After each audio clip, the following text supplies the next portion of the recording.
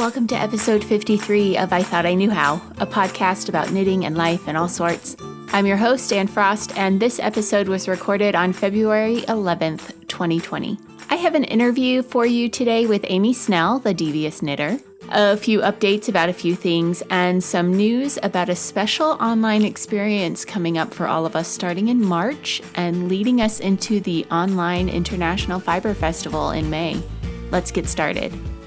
Thank you to everyone who has left a 5-star rating on Apple Podcasts in the last 2 weeks. We have crossed the 100 ratings point. I have no idea if that matters, but it makes me feel good, so thanks for that. I'd also like to welcome Sarah as my newest patron over on patreon.com/IThoughtIKnewHow. I mentioned several weeks ago that I was going to be changing things up over on Patreon. What I've decided to do is give you access to the show as soon as it's done. So when you become a patron, you will receive an RSS feed that is unique to you. It looks like a web address. I have made a post on the Patreon feed linking you to directions on how to take that link and plug it into your podcast app. When you do that, it basically subscribes you to the podcast through Patreon. My intention is that going forward, as soon as the podcast is ready, I'll publish it on Patreon. So you may get the episode a few hours early, or you may get it a few days early. Also, the files I upload through Patreon will not have the commercials in the middle because you're already supporting the podcast directly.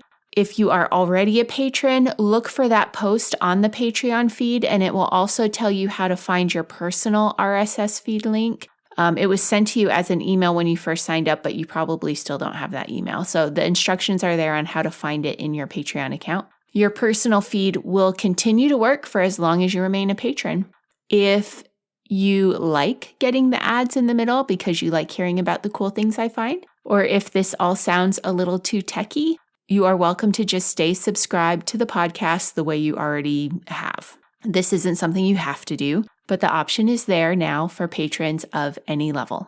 There is a special event coming up on February 27th at 7:30 p.m. Eastern Time. It will be a live stream to launch a new online experience called WoolWide Adventures that will run March 5th through April 30th and will propel us right into the start of the Online International Fiber Festival, which is coming on May 1st.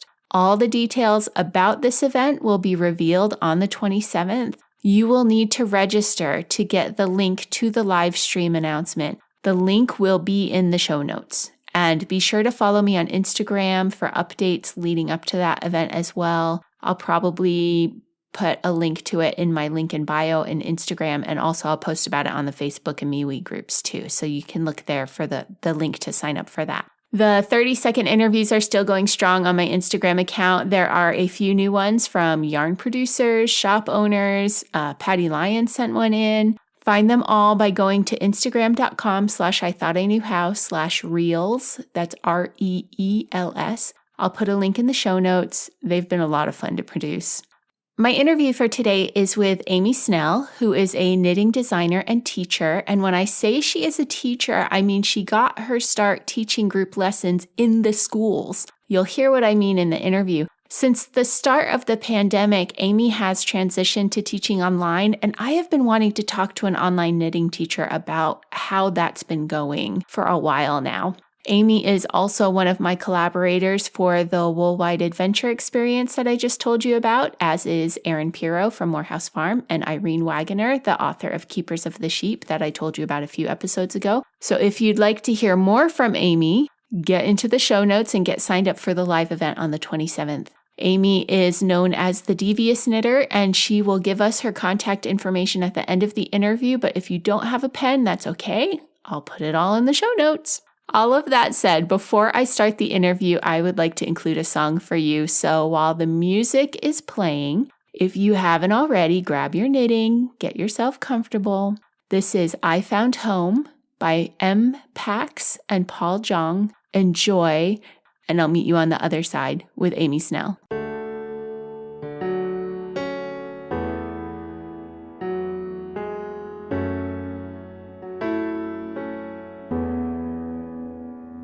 Every twist and turn, all of the ups and downs have led me to this point There is such a peace when I'm in your arms. Baby, you're all that I can see.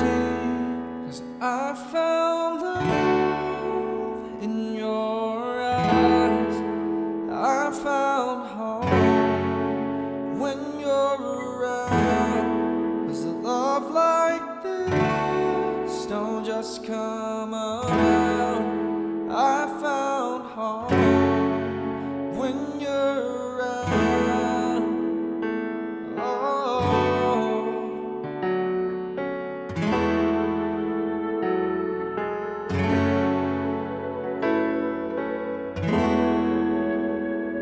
How do you do it, babe?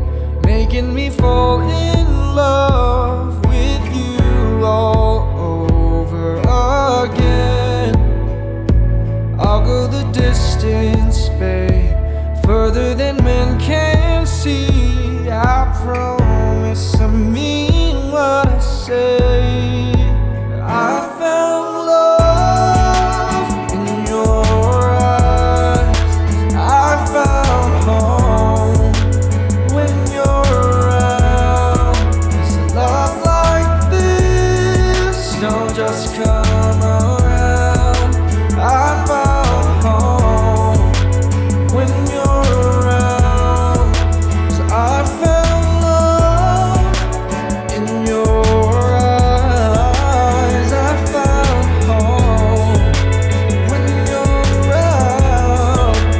Love like this don't just come around. 'Cause I found home when you're around. Oh, oh, I found home.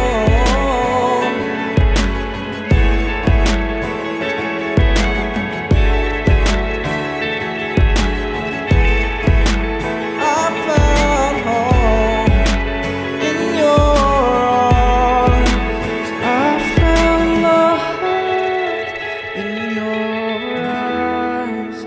I found home when you're around. 'Cause a love like this don't just come around. 'Cause I found home when you're around.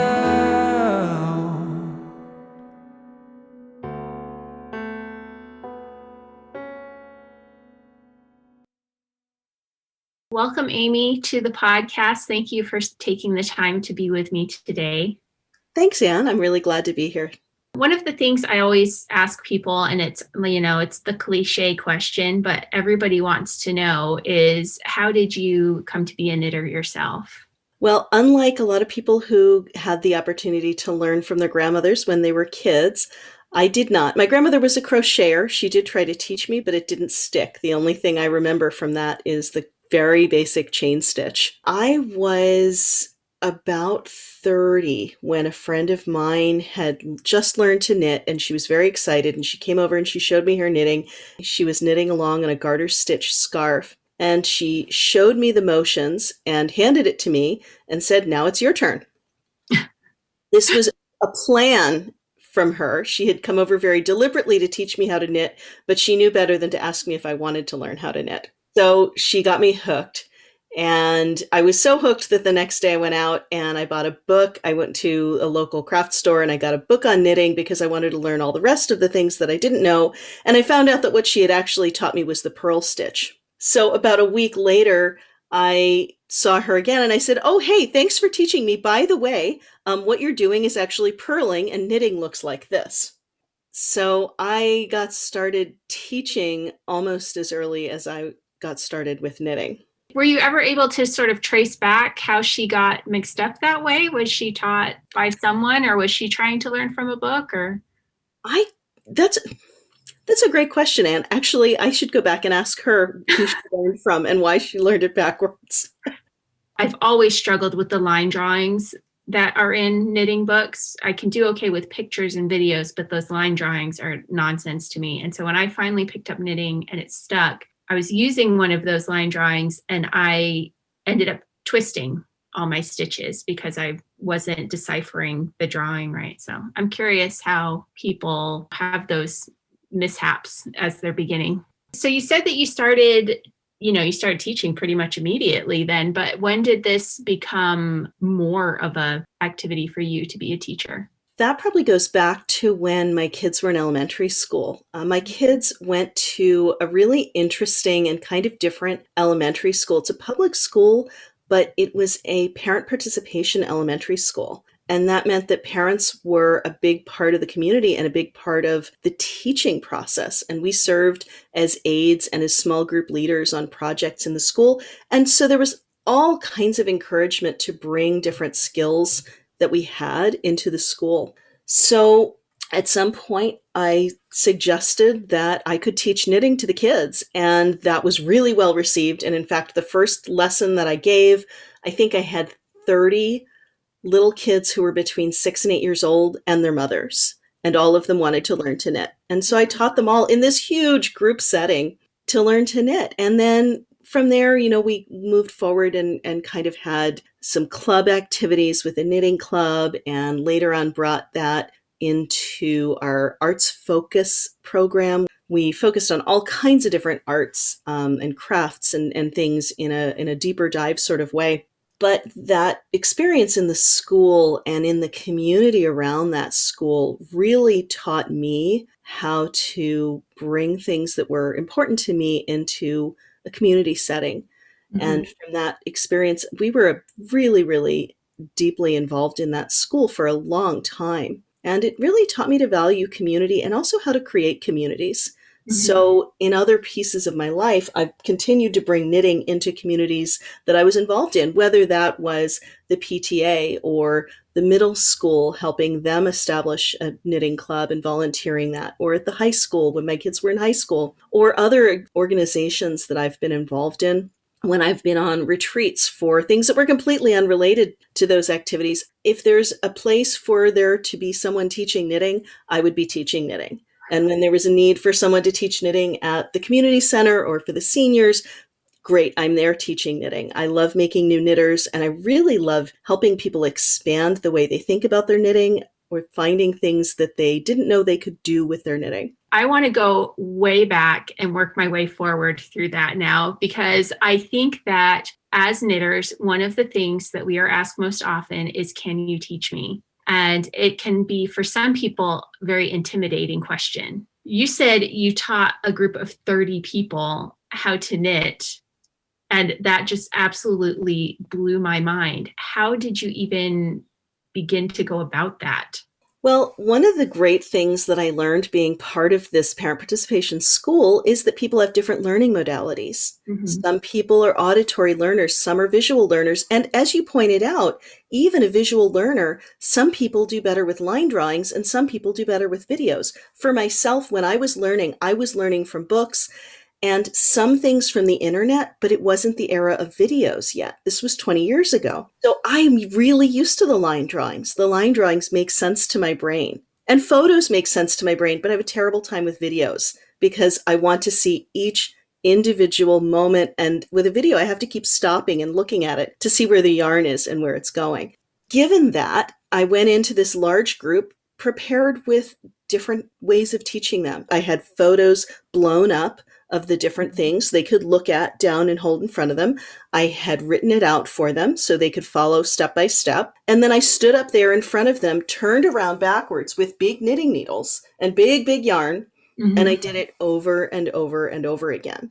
And then I had them pick theirs up, and I thought through, what are the things that I can say? How can I say it so that the kids especially can remember it? And we used one of those old knitting rhymes, and we all did it together a whole bunch of times.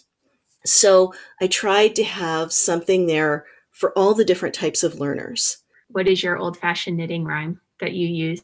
I've heard so many of them. I inadvertently made one up. I didn't realize they were a thing as I was teaching my girls the first steps. The one I know that I used with the kids is in through the front door, once around the back, out through the window, off jumps Jack. When I teach adults, I use a different mnemonic, and it doesn't rhyme, but it's stab it, strangle it, scoop out the guts, and shove it off the cliff. Yeah, I've seen that one in memes and stuff.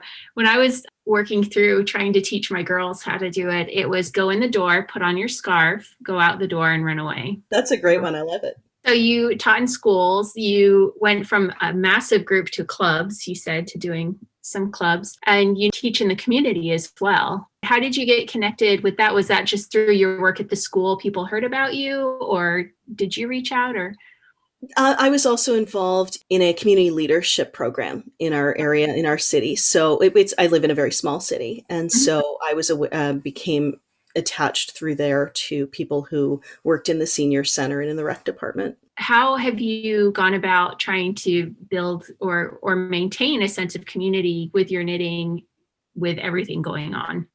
I think since the pandemic, people have been searching for community desperately.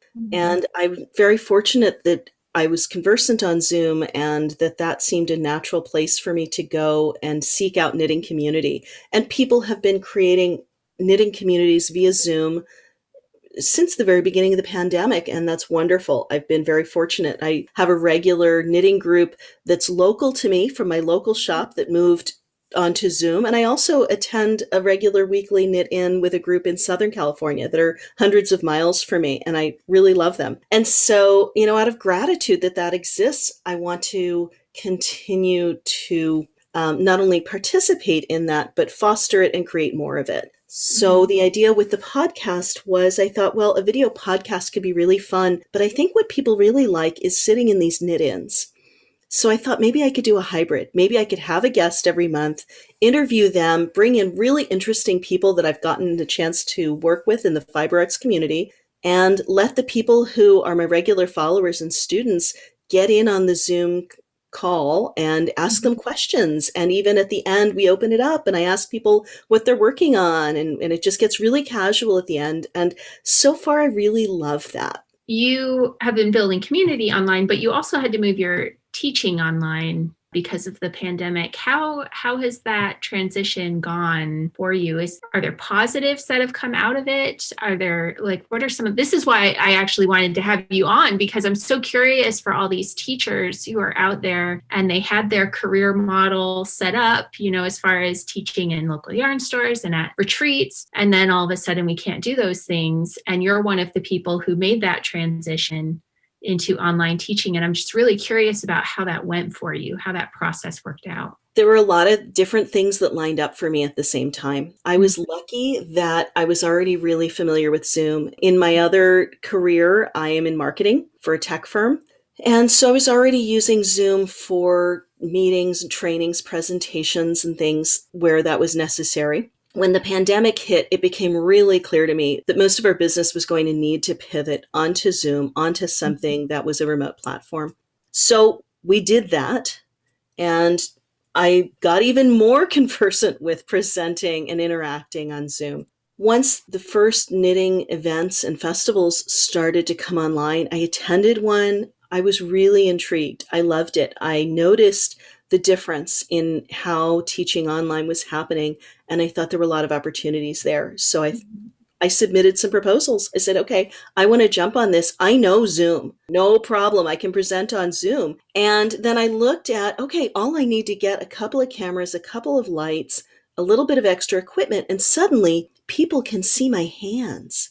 And I can really zoom in on my hands. And so going back to that time when I was teaching, 36-year-olds with my hands over my head, and it's so much better than that. So there are these opportunities to have a much better view of a teacher's hands and be able to follow what they're doing really clearly in a way that's actually easier than an in-person class. Unless you're one-on-one with somebody, you don't really get to see a teacher's hands that closely. I think there are also a lot of advantages that have come from these virtual festivals and events that we didn't expect. People who could never travel to a big event like Rhinebeck or VKL, they can attend them online at a much lower cost. And so these are much more accessible.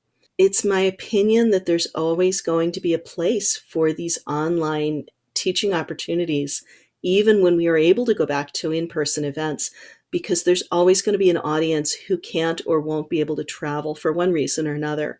And they were underserved. And I think they're now being served in a much better way.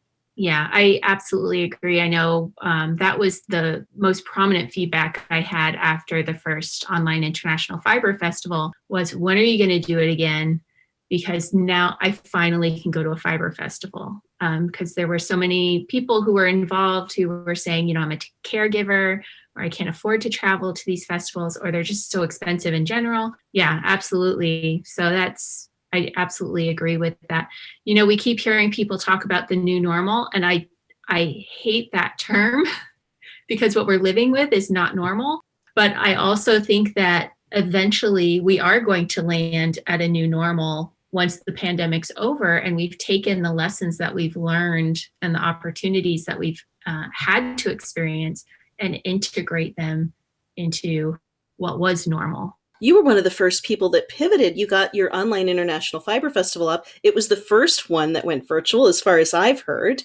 And I have been keeping track of these things, right? I keep a calendar of online festivals and events on my website because I couldn't find one anywhere else. And I think yours was the first. And you pivoted. And I think that's what I've been seeing through this whole pandemic. Businesses in any field that are thriving are the ones that pivoted and said, where is the opportunity now? As far as I know, also, I was the first because, again, small, nimble, it was just me. It wasn't my staff of 30 or whatever putting together a festival. But yeah, I was a few weeks after shutdown came, I was scheduled to make a trip to Wales, to Wonderwool, Wales. I was traveling for a festival, and it just struck me how many people like me were going to be disappointed because we couldn't travel to the festivals, but then also how many vendors we're going to miss out on the opportunity to sell to people like me. So I was like, all right, well, let's do this online then. But then it was great. It was great to see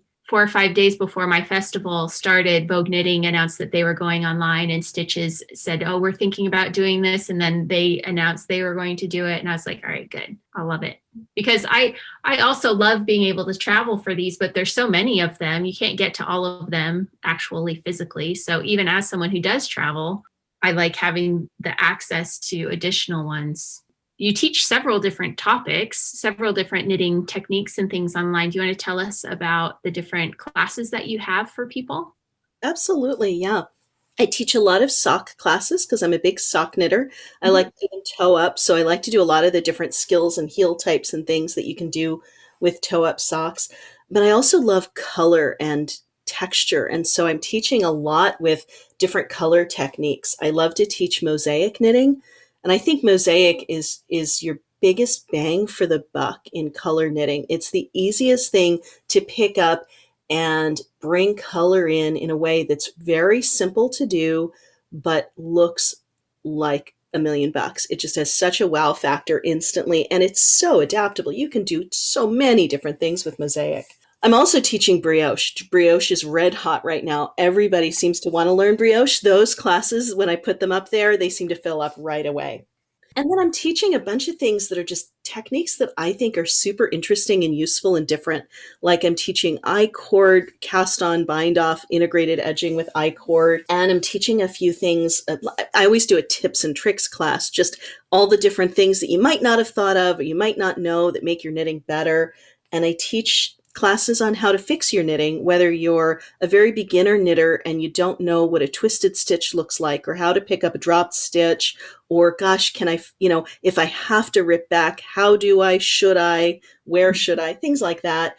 But then for more experienced knitters, I teach classes on things like repairing wear and holes, darning, or grafting, things like that. That's an incredible library of information for people to plug into and add to their toolkit. That's great. Has there been any moments in your classes where someone's piped up and taught you something, or that you've picked up something from one of your students?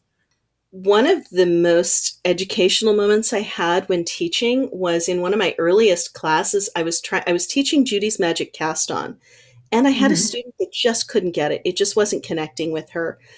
And had been using the language that is traditionally used when describing that cast on. It comes from the original article that appeared in Knitting Magazine all those years ago. The way it was described, I was describing it, and that language just wasn't working for this one particular student. And well, this is a very Zoom moment. I had to ask her to turn her laptop around so it was facing her hands, and she couldn't see me anymore, but I could see her hands really well. And then I talked her through the hand movements. I used completely different language. I wound up using a description of a clock face and where she was turning her needles to different 11 o'clock, 1 o'clock on the Mm-hmm. clock face. And she could hear me and do that and replicate the movements. And suddenly it made sense in her head. And the feedback I had from the rest of the class was that it made much more sense to all of them that way too. And so that is how I teach that now, that technique, and also a few others where it's really specific which way your needles are pointing, which way your knitting is pointing. I use that now. I bet that would be a huge help. Well, you are a very busy knitting person. You have your classes, you have your podcast. When you have time to knit for pleasure, what sorts of things do you enjoy knitting? When I am knitting just for pleasure, I generally knit really simple things because I like to be knitting while I'm watching TV or watching a movie or playing a game with my family. I like to be able to knit without looking. So the two things I go to over and over again are I will do big giant garter stitch shawls on really long needles so I can just crank away at those. Or I will be doing very plain socks in the round so I can just be doing anything where I'm just knit, knit, knit, knit, knit, knit, knit, knit, knit. That's my background knitting.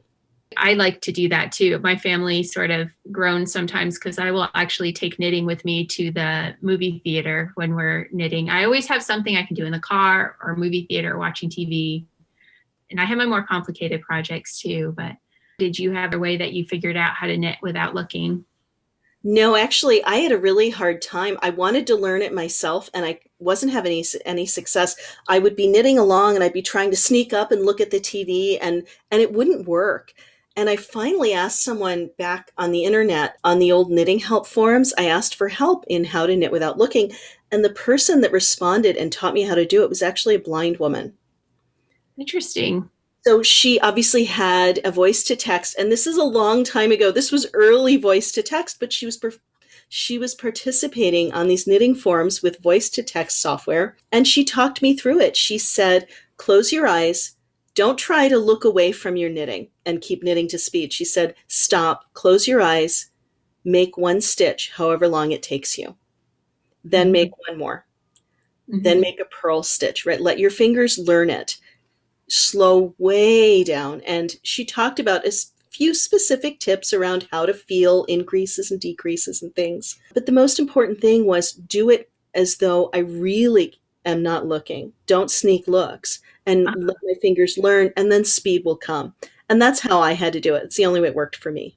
Yeah, that makes a lot of sense. The whole thought that you could knit without looking actually was introduced to me through the Little House books when the sister Mary goes blind and goes to the school and she comes back knitting, like they've taught them how to knit without looking. And I remember, thinking one day, well, if blind people can do that, I mean, we should be able, seeing people should be able to also knit without looking. And it's amazing once you've been doing it for a while, how much you can feel in your knitting. You know, as you said, you can feel the increases and decreases as they hit your left hand. If you're a right-handed knitter, as they hit your left hand, you can feel it as you're moving along and stop. That's when I stop and look to make sure I'm in the right spot. But otherwise, I just can keep going.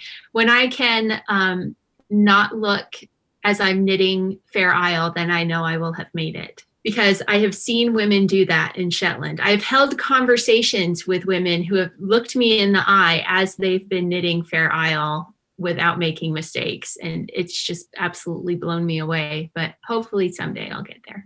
That's impressive. I will say, as I confessed, when I want to not look, I do pick very simple knitting. Yeah. Yeah. I might have like a few some increases or decreases on the edges or something, but that's about all that I go for. Yeah, I do tend to rely on markers so that I really make sure I'm being aware of those increases. And decreases. Yeah. So we have a collaboration coming up together that we are a part of. By the time this airs, we will be hinting about it already. The collaboration is with me, I Thought I Knew How podcast, and with Amy Snell, the Devious Knitter, and also Erin Piro of Morehouse Farm, and Irene Wagoner, who is the author of Keepers of the Sheep. The event is coming up in March and April, but we would like you to learn more about it on February 27th at 7:30 p.m. And we will be giving more information about that as it comes up. So I would encourage you to, if you're not already following me on Instagram, it's I thought I knew how, and then follow Amy as well, who's Devious Knitter on Instagram. And we will be giving more information as February 27th approaches, but mark your calendar now for February 27th at 7:30 p.m. This is going to lead us up into the Online International Fiber Festival. It's going to be educational and hopefully inspiring. And I don't know, do you have any other descriptive words we can throw out there, Amy, for it? We don't want to give away too much to start off with. Well, I think it'll be a lot of fun. We're always looking to have fun with our knitting, and I think it will help us to form and create community. I absolutely agree. I think that one of the greatest things, there's a lot of downsides to the pandemic, obviously, but one of the greatest things that has come out of it is the opportunity that we've had to expand the knitting community and to reach out. And as you said, you have your group in Southern California, several hundred miles away. I've been invited to meet with a few knitting clubs here and there around the country and have made a few new friends that way. And I think this is going to be another one of those opportunities where individual knitters from all around the world really are going to be able to come into contact with one another and build some friendships and learn from each other. So I am very excited about it. And it's really hard not to talk about it any more than that at this point, because I think it is going to be so much fun. But again, that's February 27th at 7:30 p.m. It'll be an online live event when we lay everything out for everybody. And then the event will run March and April. But in the meantime, I would encourage everybody to learn more about Amy Snell. Amy, do you want to give us your online contact information and how people can find you on the web so they can learn more about your classes and your podcast? Absolutely. I'm Devious Knitter everywhere. So my website is www.deviousknitter.com, and I'm at Devious Knitter on Instagram, and I have a list of upcoming classes on my website. You can find them there. Some of them you can register for through my website because I host them on my own. And some of them I'm teaching at some different festivals coming up. Like I'm going to be teaching at the Peace Tree at Fiber and Yoga Adventures in a couple of weeks, and then the Bandera Festival a couple of weeks after that. Those links are all up on my website, so people can find that there. One last thing, Amy, make sure you tell us the name of your podcast so we can find that. My video podcast is called Wouldn't It Be Fun? And that's available on YouTube. It streams on YouTube Live on the first Friday of every month. And then you can watch replays of that on my YouTube channel.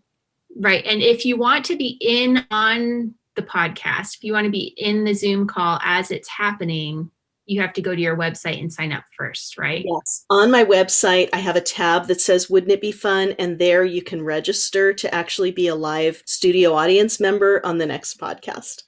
Awesome. Great. Thank you so much, Amy, for taking the time to speak with us and tell us your story. And I am very much looking forward to our fun event that we have coming up for everybody. Thank you. I'm very excited. Awesome. Thank you. Thank you, Anne.